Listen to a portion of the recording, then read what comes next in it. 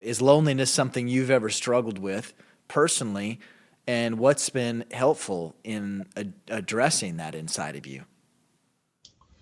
If you find yourself in a leadership position, whether it be a small group in your home, or whether it be a large congregation, whether it be a company, whether it be a football team, if you're ever in a leadership position, loneliness is going to come with that, Yeah. because the fact of the matter is the buck stops with you. You can solicit all the counsel you want, but at the end of the day, you're the one who has to, you know, pull the trigger on a decision. And that can leave you feeling lonely. And again, especially if you, like many of us, want to make people happy, and that's hard to do. But uh, the reason loneliness comes after leaders, and the reason leaders are lonely, is because we carry the weight of wanting to do well. That's why I think it really does matter to have a few people in your world. And again, I want to do better about this. A few people in your world who can shoot straight with you, or who can hear you, or can help you process things. My dad was a mechanic, both by career and by hobby. Yeah. He loved to fix things. And if he wasn't in the oil fields of West Texas, he had his head under the hood in our driveway. He just always was fixing things. And his favorite phrase was, "Hey, Max, go across the street and get Joe. I need a fresh set of eyes. Need a fresh set of eyes." Because sometimes we just need a fresh set of eyes to look at a carburetor, or Yeah. to look at a problem, because we're not seeing it.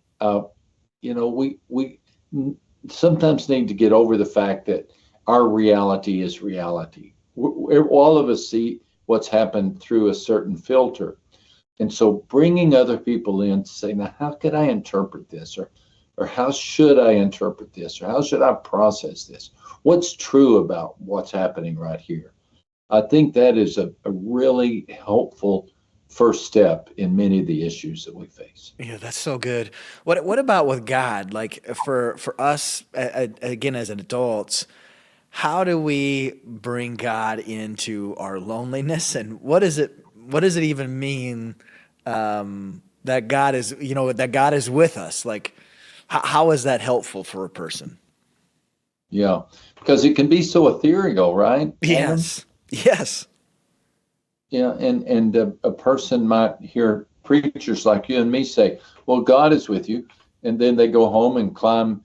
They're a single person in a double bed. It doesn't feel like God is right there, Exactly. and so they're dealing with the loneliness of. So I can express the problem, expressing the solution.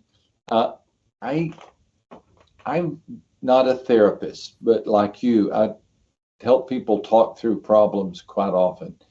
And I find that there's a lot of truth in this idea that for every root, there is a fruit. For every root, an emotion or a feeling that stirs up, there's a root to it. And, and here's where my best talks with God happen. And that is, God, what lie am I believing? And if that's too hard of a word, what untruth am I embracing that is causing me to be anxious today, or causing me to feel lonely today? Would you please reveal that to me?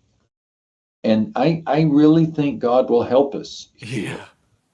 Yeah. Uh, what has caused this fruit? I'm dreading going to work today. Why am I? And help me, Lord. What usually at the beginning of it, there's an untruth. Uh, it's something that's simply inaccurate. And that untruth can lead us into a false narrative. And that false narrative can lead us into an overreaction. So this emotion is an overreaction. I never want to get on an airplane again. Or all people of that particular gender are blank. Yep. Or I'll never get over this problem. Or I'll always be. Those are overreaction statements. That's that catastrophizing I was Yeah. talking Yeah. about. Yeah. Yeah. So if I'm doing that, Lord, help me dial this back. I know this is not the spirit of peace that you want me to have. So show me, reveal to me. Now, that prayer will be answered, Adam, because Jesus has said he would. He would lead us into all truth. That's one of the assignments of the Holy Spirit. He will lead you into all truth. And so I can stand on that promise. Now, the answer may not come within 5 minutes or 5 days or 5 weeks. Yeah. But if I keep listening, at some point I'll say, oh my goodness, I have believed a falsehood, an untruth, and that is causing a fruit that is sour and bitter. So I can then replace that root with truth. And as I begin to lean into that truth, then the fruit will change. That to me is how I let God deal with my loneliness. I'd go to him with these long conversations, and then I'd just listen. Hey crew, it's Adam from The Conversation. I'm so glad that you've tuned in to this episode.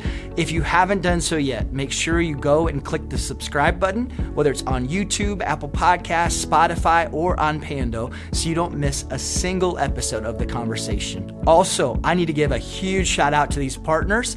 These partners help make this episode of The Conversation possible. They're organizations that I know and trust that I want you to know about as well. Have a great rest of your day.